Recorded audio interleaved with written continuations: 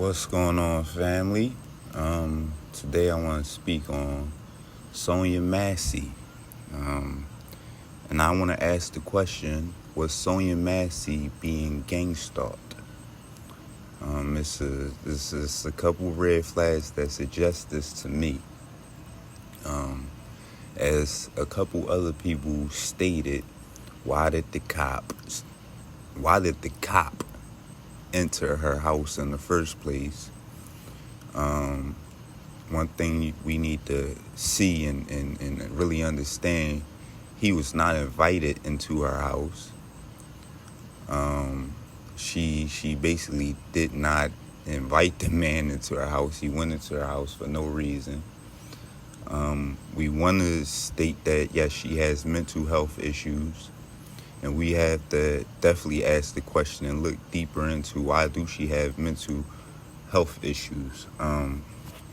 As we know, as a targeted individual, and just studying other targeted individuals, some of them, they do drive crazy, which is their main agenda. They target females more than anybody else. They target the black community more than anybody else. As the ACLU even verified, we are the number one target. So he went into our house. The other thing we have to ask, I'm going to make this a little brief. Why would she rebuke him in the name of Jesus? And why did that offend him? And what I do know and understand is some of these cops work for secret societies. Not all the cops are on board with it, but they do know, most of them do know about what's going on. Why did he have confidence in disrespecting her even after he killed her to, certain other police officers, calling her out of her name, a bitch, this, that, and the third? And we know he just disrespected her right before he killed her, saying, bitch, I wish you would, right after she rebuked him in the name of Jesus. Bitch, I wish you would, and then shot her in her head. This is kind of crazy. I felt it was suspicious the way he was looking around her house, but it's kind of understandable that, if a cop enters somebody's house, they would look around for threats. But why enter the house in the first place? You know what I mean? Why push yourself in a threatening situation that you are not invited to doing? Again, and she really didn't, not only ask him to enter, but give him permission to enter her house. Did she, like, that makes absolutely no sense to me. So for me, and knowing that some cops do work for these secret societies, and the other cops are normally afraid to speak up about the cops working for secret societies. There's a lot of stuff coming out about his background. Why was he even a police officer in the first place with his background? But we know they're hiring these people purposefully to carry out certain agendas. It's kind of mind-boggling to me. You know what I mean? It's just crazy. But why did she rebuke him in the name of Jesus in the first place? She knew that, and you can see the way she was just responding, getting people on the phone as soon as they entered her house. Did they force her to end up getting on medication and driving this young lady crazy? I keep telling y'all, females are the number one targeted, not only blacks, but, white females, elderly, disabled. These are people, it's like they really have some kind of satanic agenda. You know what I mean? And you're not going to really hear too much about it, because at the end of the day, once they get caught up, they kind of, like he got caught up, they're going to have to take the fall. But we're going to have to see what happened with the verdict, and we're going to have to follow the case carefully. I'm glad the community is on it. But point blank period, it's a lot of red flags. Any targeted individual, anybody being targeted, and I am one that's being targeted. If you look at my other videos, these people started targeting me after I became disabled. And in this town that I'm living in, Morton, Pennsylvania, they have control to the point where as though they turn the community against you, even your own people. They have a lot of different tactics that they use, and it's just sick. And no, you cannot get no help. Again, as I stated in another podcast I will release, I already recorded it. It's no help reaching out to the FBI, the DOJ, law enforcement.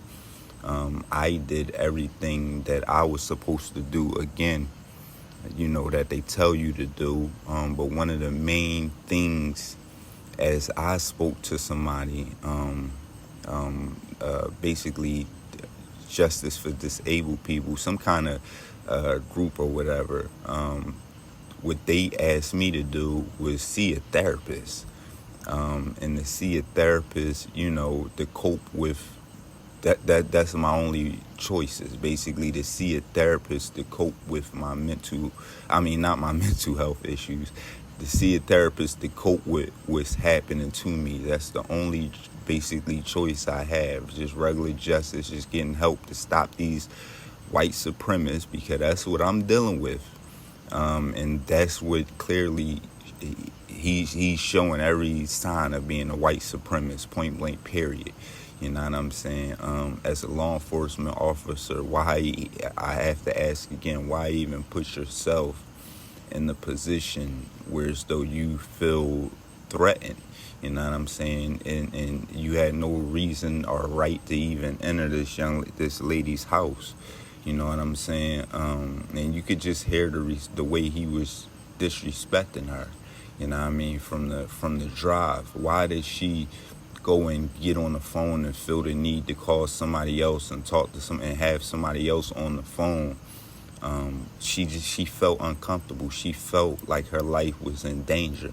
Why did the police why would a police officer who's supposed to make you feel safe make her feel that way in the first place? I'm telling you, I'm damn near 100% this lady was being gang-stalked, man. And targeted, point blank period. All of the signs is showing this. And again, and these secret societies have a lot of control, not only over the communities, but judges, lawyers, doctors, all kind of, just look up gang stalking, man. We have to bring gang stalking awareness, because this is a major threat, not only here in America, but across the world. But we're going to, focus on America, because we supposed to be the moral and ethical standard of the world, right? You know what I mean? We go across the world policing everybody else. And this white supremacist like this, that's just, making it bad on the human family in general. These are things we need to look into. I am going to follow the story, so we're going to probably have a part 2 and 3. You know what I'm saying? Because I do have to look into some more stuff. Point blank period, man. I am Raphael Rashim. This is the True I Speak podcast. Let me know in the comments, man. Let me know what y'all think. Do y'all think this lady was being targeted by police? I really want to, and not only police, but law enforcement in general. I don't care about them saying, oh, she had a problem. That we know these people have been trying to do stuff to drive me crazy or make me look crazy for about 5 years, consistently oppressing me, hacking me out of everything. You know what I mean? Setting up all kind of devices around my house, inside my house, like their monitor, listening to me inside my house and everything. And these things ain't going to be talked about by them. We have to talk about it. But again, until later, y'all, I'm out.